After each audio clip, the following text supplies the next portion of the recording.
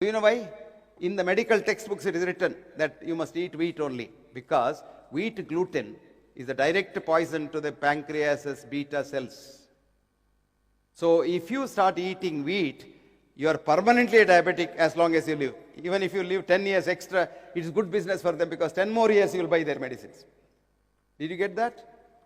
But look at this poor rice.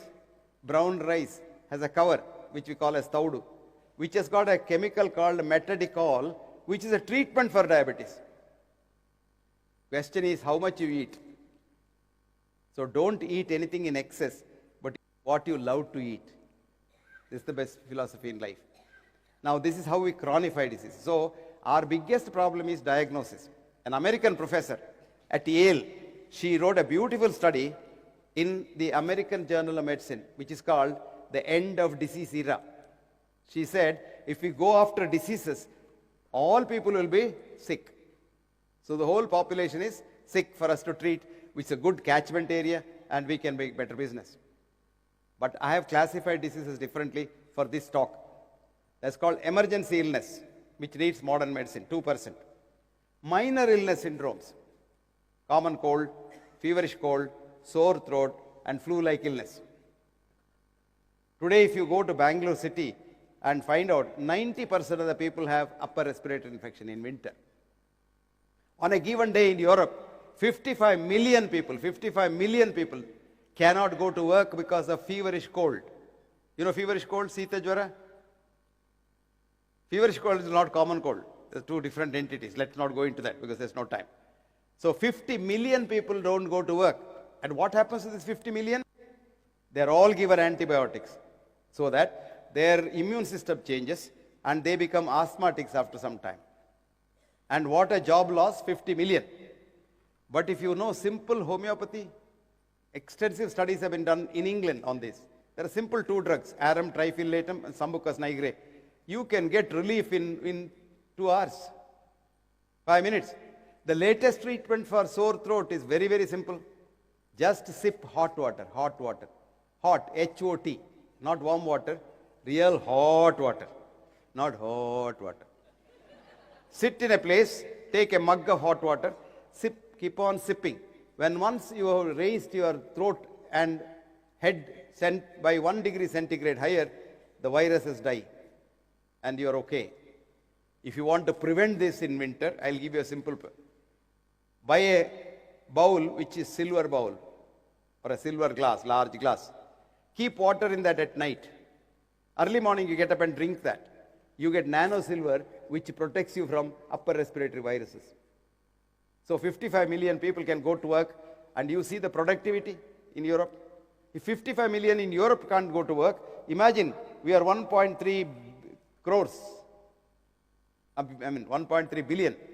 And 1.3 billion people, it must be at least about 100 million or a million people who are not able to go to work because of the cold, fever, etc., etc.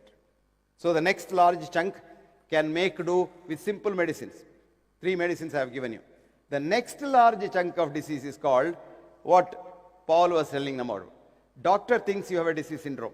You have nothing. You go for a checkup. You are labeled. That disease is called doctor thinks you have a disease syndrome. You don't have a disease. Now, one of the commonest diseases is you go for a checkup, your cholesterol is on the higher side. Now, for the last about 30 odd years, we have made cholesterol a ghost. But now I am very happy because I have been fighting against it, against all odds, saying that cholesterol is good. The more the merrier, longer you live. And you don't get cancer if you have higher cholesterol because every cell wall is made of cholesterol. And if you don't have cholesterol, the cell wall is not made properly. And if the cell wall is not properly, you get cancer higher. Anyway, now the American government has cleared cholesterol not as an enemy but as a friend. With a beautiful picture in the Time magazine last month with 2 bullseyes, egg bullseyes, and with some bacon through there and said, best breakfast for you. And they said, don't fry your thing in oil, fry it in lard. Which means cholesterol is good for you. That's a good sign. But anyway, now you go around the world and take in India, every other person is taking cholesterol lowering drugs. Very dangerous. Cholesterol lowering drugs are chemicals which block the normal enzymes in the liver. Imagine, liver is your chemical factory without which you can't survive. And you knock off your liver and go about it, how can you survive? And everybody who takes the cholesterol lowering drugs, from the first drug, cholesterol in the 50s, to statins today, the end result is more people have met their maker in heaven faster. So if you want to enhance your exit from this world, one of the best things is to take cholesterol lowering drugs. A study in France recently showed that women who are more than 90 years in the old nursing homes, their cholesterols are in 800, 900, 700 range. They're very healthy. And nobody has checked them, luckily. Now there is another, this is about 10% of the population is doctor thinks you have a disease syndrome. Because normal, Amitabh Bachchan goes for a checkup. Is he normal? No, he's not 5.4. What's our treatment? Cut his leg, make him 5.4. Then next day, Jaya Bachchan goes for a checkup. Is she normal? No, 4.6. What's the treatment? Transplant that leg to her. As now my friend Paul was saying, this beautiful girl, Angelina Jolie, poor thing. Paul, is he here? He did very well. Give him a big hand, ladies and gentlemen. Where is he?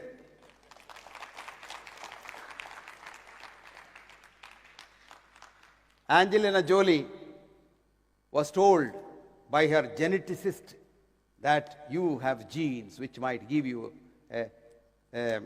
breast cancer. So why have the breast? Why do women have the breast? When you are young, to attract a male, and when you are in the middle age, to feed your child. When you have done both, get rid of it, so that your risk of cancer is gone. So she was told, and foolish girl, she agreed and had her breast removed. Then one job for the breast surgeon. Then the ready plastic surgeon is there to reconstruct a more beautiful breast. And that was done. Then I wrote an article saying that this foolish girl unfortunately has lost her breast, but doesn't matter, it's good for the industry, because as Paul rightly said, genes have no role to play in our life. It is the environment that has everything to do. That's called epigenetics, above the genes. And because human chromosome, one which holds the gene, has only 23,000 human genes, but 2.5 trillion germ genes, which means you are more of a germ's child than your parents' child. If you want to know we'll get cancer or not, you must study all those germs' ancestors. A little, but we don't say that. This genetics has died long back, but we still do genetic engineering because there's big business. Epigenetics, if you talk, there's no business there. So now we come back to our genes. These are not our enemies, they are our friends. And you would be surprised to know that meditation, which Guruji has taught you, you do it daily.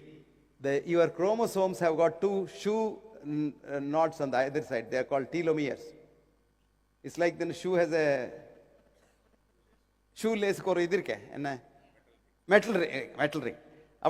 To keep the chromosomes genes together, they got two rings at the either side. This is called telomeres.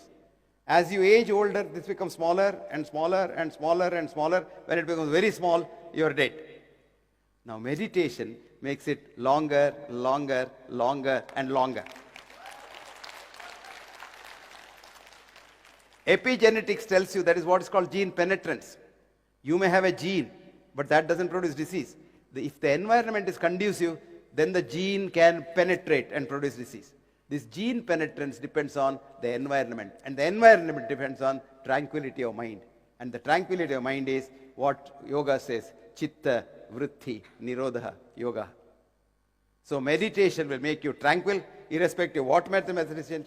I have a simple method of meditation. Simply sit quietly, close your eyes in a quiet place, don't pick up your phone and don't react to anything, and just 20 minutes later you open your eyes, you are so tranquil. A study was done in an industry in Vijayawada. There is an industry called Siri industry, and 2,000 people work there. So the chairman one day thought, he gave them half an hour free in the morning as they come, and he built a big hall. And he himself came, old man, 80 years, and he took a mic and said, all of you close your eyes for 5 minutes and say Om after me. And everybody did that. His director said, you're losing unnecessary half an hour, that means 1,000 hours gone, and you'll lose your business. But on the contrary, his business improved. But what he found was, a lot of them were not closing their eyes. They had a holiday, Then he said, if you keep your eyes closed for half an hour, just keep your eyes closed for half an hour, you'll get 10 rupees extra in the pay. 100% compliance. They were keeping it closed for longer than 5 minutes. See, this shows you our obsession about money. Anyway, that's a big thing. He has done a lot of other work, and he has even studied how to teach a child in the womb. He has got a large population of women, and when they're pregnant, he gives them 3 hours of time and shows them beautiful movies so that the child gets educated, and he has shown how the whole thing can be taught. Now we come back to the fourth class of diseases. Doctor thinks you have a disease syndrome is one class, 10%. Then patient thinks she or he has a disease syndrome, 20%. All of you think you become hypochondriac because we live in the midst of sickness scarcity center. You open a magazine in the morning, you see, oh, somebody has died of this disease or that disease. You look at the television, you see only bad news.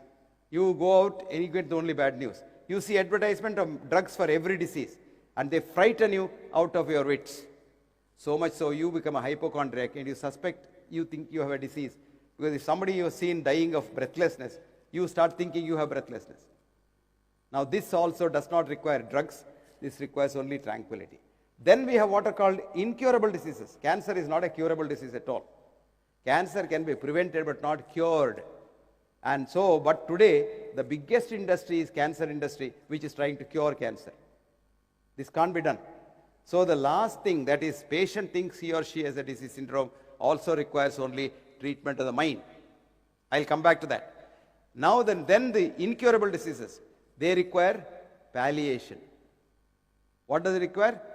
Comfort and encouragement. If you encourage them, and their mind can cure cancer. I have got any number of examples, recorded examples, published examples. The mind can cure cancer. The last is chronic illnesses, like rheumatoid arthritis, a lot of autoimmune diseases, they're all chronic diseases. And what do we have? Steroid, for everything steroid. You give them steroid, after some time they get diabetes, they get broken bones, they get their kidneys damaged, and they die of infection. No, on the contrary, what is autoimmune disease? Why do your own body cells hate your own body cells? Now you go back to the origin of the human body. I just gave you a glimpse when Guruji came and put his shoulders on his hands on my shoulders, so I couldn't go further. I'll now tell you, you are a colony of 100 trillion human beings. They're all cells.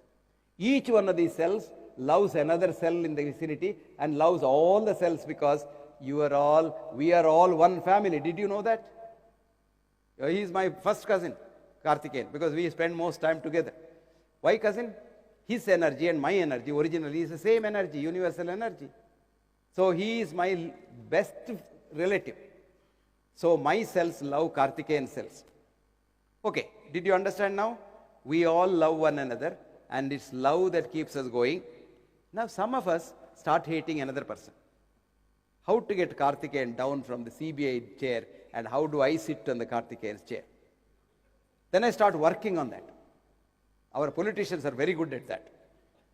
Now when I start working at that, do you know what happens? Our cells get confused. I love Karthikeyan cells. Why is my owner hating Karthikeyan? Did you get that? And if you continue to do that, they start hating my own cells. This is the cause of autoimmune disease, which Paul Ehrlich called horror autotoxicus. So what is the treatment? I have any number of patients, you just tell them, okay, now go back home, sit in a quiet room, and think who all you hate in this world. Make a list, come back to me, and we will start loving them. And you will be surprised, rheumatoid arthritis patients, joints go away. There's a big man in America. He had the worst autonomic nervous system, immune disease. Norman Cousins. Norman Cousins was a very famous journalist in the Kennedy-Khrushchev era. And he goes for covering the Kennedy-Khrushchev meeting in Moscow, On a wintry December morning, when they get out of the plane, the temperature was minus 42 degrees centigrade. And as he was walking, a jet was turning on the other side, and that hot jet wave hit him. So he thought his disease started there. He started having pain in the joints. He came back to Boston and went to Harvard. They said, look, you got one of the worst autoimmune diseases called ankylosing spondylitis. You will freeze, become like a rock and die. We can't do anything. So get admitted to the hospital, live here. So he lived there, waiting to die. Suddenly his friends came. He was a very famous journalist, Norman Cousins. Then they came and each one started joking about something just to divert his attention. They joked and he found out whom all he hated, and he started laughing and laughing and laughing. Then they brought a 16 movie camera into because those days there was no television. This idiot box set was not born. So then he laughed, all Charlie Chaplin movies and all, and he saw his fingers moving, then gradually his hands moving. Then he sat up in the bed, and 3 months later he went home. Instead of going to the cemetery, he went home, lived for another 25 years and died. He wrote a beautiful book for you. Please read that. Anatomy of an Illness. What's the book's name? Anatomy of an Illness. It is a small book, $7, 100 pages. You can read it in 1 hour if you read seriously. And his name is Norman Cousins. Norman Cousin. Cousin. And now I was telling you about these drugs, what happens when you put the drugs unnecessarily into your system. They destroy the liver. But when you put a herbal drug, here comes Ayurveda, a herbal drug, body says, this I know. This is my usual food. My ancestors also used to take it. So it's absorbed, and if it does any good, it does any good, but it doesn't do any harm. Did you get the difference? I'll give you an example. There were these young boys in Tata Institute of Fundamental Research doing the usual Western thing. They started reading my foolish ideas, and then they said, why not we do the holistic research? So they took one herb, Brahmi. You know Brahmi? Ek patta. My grandmother used to give me Brahmi chutney before I went for the exam. And I used to think my grandmother is very big at that time. Then I became a doctor. I said, foolish lady, why did she give the chutney to me? These boys made chutney out of Brahmi, because there are so many studies of Brahmi extract, reductionism of Brahmi. Nothing happened. They made the chutney and gave it to rats. 6 months later, they found these rats are so brilliant, you put them in any maze, they come out. They were shocked. So they killed the rat and cut the brain, and they found the hippocampus major had become very big. That's the area where memory is stored. And it's 3 times its size. Then they cut the hippocampus major and looked at it. The cells were so active and so proliferative